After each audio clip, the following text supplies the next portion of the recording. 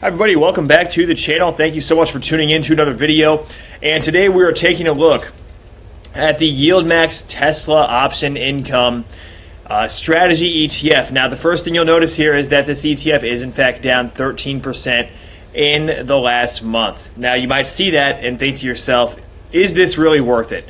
You know, it's already down 13%, and I want to specifically discuss in this video how you can make $1,000 a month. Now, I made another video against the NVDY ETF, which is also from YieldMax, and this was just kind of an entertainment video talking about how you can make up to $10,000 or more per month, because I realized that, you know, putting that much money into an ETF, which is about $250,000, especially such as this one, might be a little bit out of the ordinary for most people, right? So most people aren't going to just put that much money into an ETF like this. So I thought about doing a more realistic one that somebody can actually obtain with very little capital. In fact, you need less than $50,000 to make this happen. Now, with that being said, you are going to be exposed to a lot of volatility in terms of the share price. And one major downside of an ETF like this is that you're going to basically be sacrificing your principal for the yield that you're going to get, or the income that's paid out on a monthly basis from an ETF like this. So how much would it take, or how much would you have to invest to do $1,000 per month in an ETF like this? We're going to look at this. And the first thing you'll notice is that if you come on over to the dividends and you look at NASDAQ.com, 64% is what we're looking at in terms of the yield. And so we have a 64% dividend yield, annual dividend of $8.60 per share. And you'll see these most recent dividends that were paid out all the way from October, going up September, August, July, June, going back to March and April. And as you can see here, the payment day is 1/24. The one before that is 12/30. They even had two in, it looks like, December that they paid out. They had a pretty good one here for $1.28, $1.22. Some of these are all over the place, though. You'll see that there's one for $1. A lot of them are over $1 per share, but you'll have one, for example, that's 40 cents per share. You'll have one that is 70 cents per share. So kind of a difference there in terms of what you're getting paid.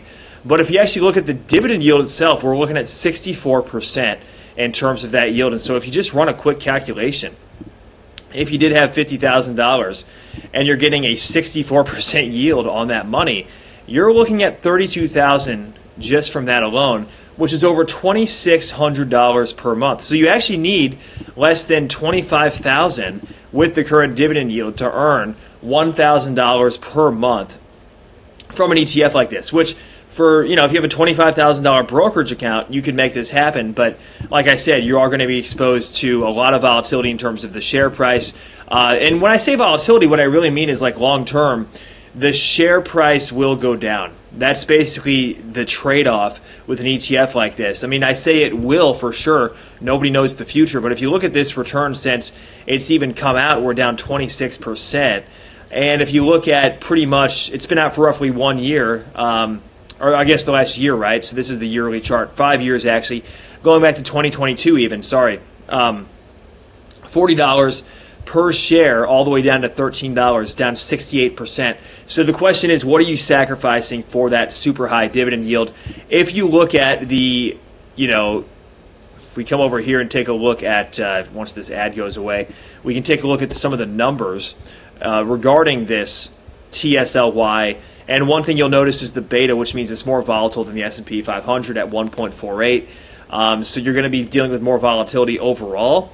Now this says right here 71.80% the last trailing 12-month dividend. So roughly 60 to 70% you're looking at. And you could look at this chart over the last year. I mean, Tesla, if you look at Tesla's actual share price, because that's what this tracks, it's up 100% in the last year. And yet this ETF in particular over the last year is down 26%. So how can that be, right? If you look at NVDY, or NVIDIA, the ETF for that one, down 22% in the last year. This one is up 89%, NVIDIA stock itself, right, over the last year. So how can that be? Well, if you look at how these ETFs operate and you look at what this actually entails, so it says the fund does not invest directly in Tesla, first of all. Investing in the fund involves a high degree of risk, single issuer risk, and this is due to the options that it's selling against. It's an individual security, Tesla, may be more volatile than a traditional pooled investment or the market as a whole, and may perform differently from the value of a traditionally pooled investment or the market as a whole. The fund strategy will cap its potential gains if Tesla shares increase in value.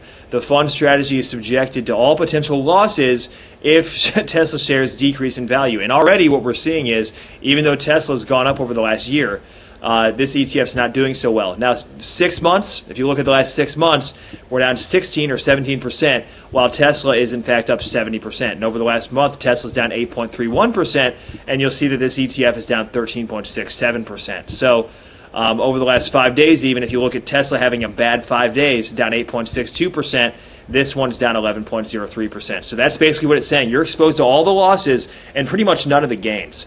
But you are going to get that huge fat dividend check in the mail if you want to look at it that way. So you're putting in, let's say, $25,000 at the current rate of, 60-something percent. If we look at the 65%, we'll call it, 25,000 into an ETF like this gets you there. And we can just, once again, run the numbers. 65%, 16,000 a year divided by 12. Every single month, you're looking at an average of $1,354 per month. Now, somebody commented, I think, on one of my videos talking about like SCHD and how the difference in yield and like how much you would have to invest in that one.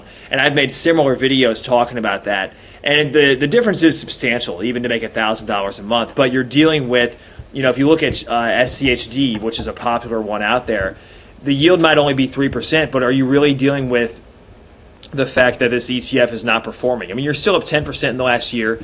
Over the last 5 years, you're up 50%. And you have the potential for those dividends substantially growing over time since it's investing in high-quality companies. So as I tell people, yield is not everything, right? So we don't want to just look at the yield, and that's what these ETFs do, unfortunately, is these YieldMax ETFs are only focused on that yield, which can be beneficial in the short term, but you really have to ask yourself, over the next 5 years, what are you looking at in terms of your principal? If you did, in fact, put $25,000 into an ETF like this, what are you looking at in terms of that return? So, you get over $1,000 a month. Maybe that continues, but then what does your principal actually end up dwindling down to? And then you think about if they do any like reverse splits or anything like that. One other thing to keep in mind is that these ETFs are not cheap. I mean, I think the average on these YieldMax ETFs is about 1% you're paying. So a 1% fee. It does also say that shareholders of the fund are not entitled to any dividends paid by Tesla. So it'll cap its potential gains if Tesla shares increase in value, but subject to all the potential losses, as we mentioned, and may not be suitable for all investors due to the risk tolerance and basically the volatility that you're going to experience. And how they do this is they sell/write call options on Tesla. They pursue a strategy that aims to harvest compelling yields while retaining capped participation. It says cap. Basically, what I'm seeing here is not much upside at all, and the participation of the price gains of Tesla. That's kind of how I read that, right? So capped means basically you are capped. There's no way you can make any additional money on the upside, but you're still entitled you're not entitled to dividends, and you are still entitled to all the potential losses of Tesla as well. So always keep this in mind, guys. Consult a financial advisor if necessary. I just thought I would go over this and kind of go over how much you could potentially make if you were looking at, let's say, making $1,000 per month. You would need, in fact, less than $25,000, which is pretty interesting. But with those potential losses, I mean, you are looking at bad returns, really. I mean, over the last, and the question is, can you offset that with the yield? Are you dollar cost averaging? Are you reinvesting any of these dividends? What's the game plan there? So let me know what you guys think in the comments down below. Thank you so much for tuning in, and we will see you in the next one. Take care.